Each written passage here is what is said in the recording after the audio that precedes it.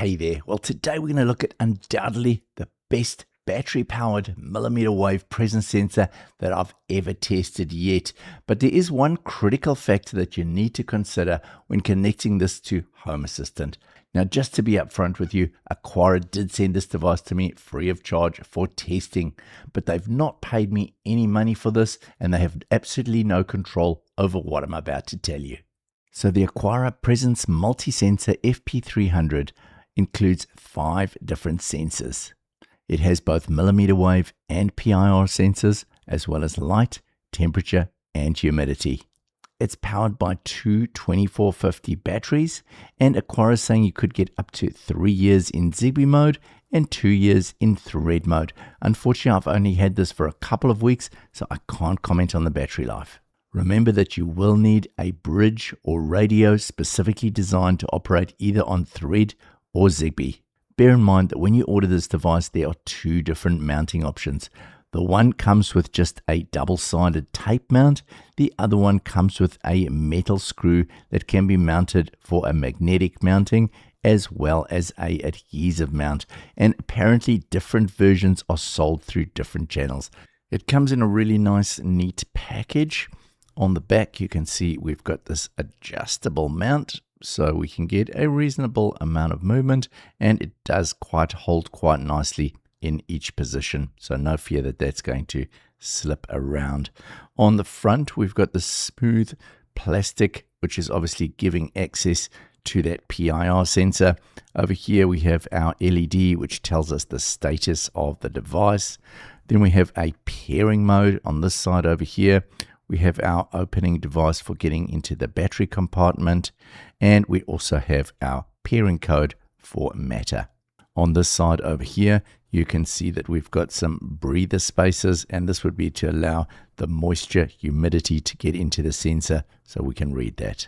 So in order to connect this to Home Assistant, I first wanted to try the Zigbee mode because I found out that the Zigbee mode exposes a lot more functionality on the device than what the Matter mode does. So in order to put it into the Zigbee mode, we need to connect it up first to the Aqara app, and then we effectively need to program the device to switch over to Zigbee. So first to do that, we need to put it into pairing mode. So you hold the pairing button down, wait for it to start flashing blue.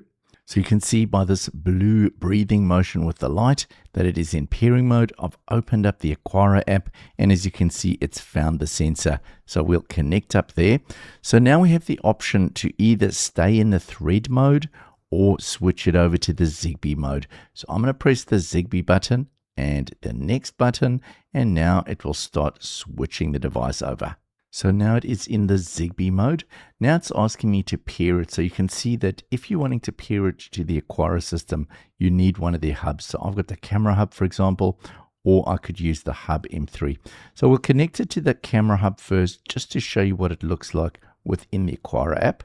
So there we go. It's set up in the Aqara app now. Now we have our presence sensor all up and running.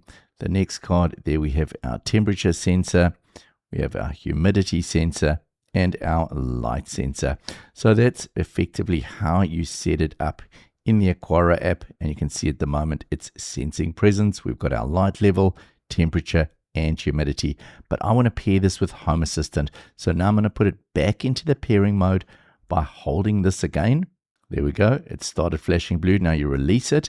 And now we're going to pair it up with Home Assistant. Now in the Zigbee mode, it did function fine. It was really good. The one thing I really like about the sensor is that it picks me up quickly and it holds that sensitivity. So it doesn't release it even if I'm lying on the couch, which is always my biggest problem. If I'm watching TV, then it loses me after a while. But this one was absolutely perfect. However, I did come up with a major problem. When using it in the Zigbee mode, it kept dropping the connection. Every day or two, Home Assistant would lose the connection, and I would have to either press the little pairing button or repair it altogether. So next I thought I would switch it back into the Matter mode and try connecting it up to Home Assistant via Matter. Now, interesting enough, I'm using the Digidera hub from IKEA as my Matter over Thread border router at this stage. So now that I've paired it up via Matter, you'll see here we've got our humidity pulling in, our light levels, our occupancy, and our temperature. And we also have a hold time. I'm using this to basically give me a bit of a timeout so that if it does, for example, start sensing me, it can then hold out for up to a minute, and then it will basically cut out any of those losses. So I've honestly found when I'm using it like this, I've got it on sensitivity level 3. There are basically 3 different options for sensitivity.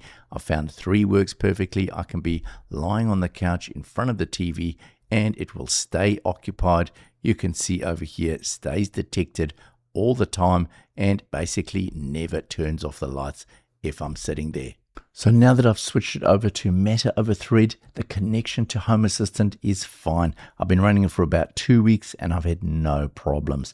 So quite strange that the Zigbee was doing that, but the Matter is absolutely perfect. So unfortunately, we do lose out on that massive amount of functionality that we had with the Zigbee over MQTT. But yes, it does work for what I'm wanting. It works really well. I actually quite like the simplicity of sensors that don't have a whole lot of things to adjust. Sometimes it's really easy just to have a simple sensor if it works perfectly. Obviously, if it doesn't, then you need to tinker. But overall, I found this once I connected with Matter over Thread to be my perfect battery-powered millimeter wave presence sensor. I love having it in my TV room, on the counter just below the TV, and it's pointed at me. It's probably about 3 meters or so away from me, and it is just working so well that I'm so glad to have it. Well, please let me know if you've been playing with the sensor, what your experiences are. Perhaps it's something to do with my Zigbee network. I'm not sure, but I'll be very interested to hear your feedback. Well, I hope you've enjoyed this video. If you have, please like and subscribe, and I'll see you in the next one. Bye for now.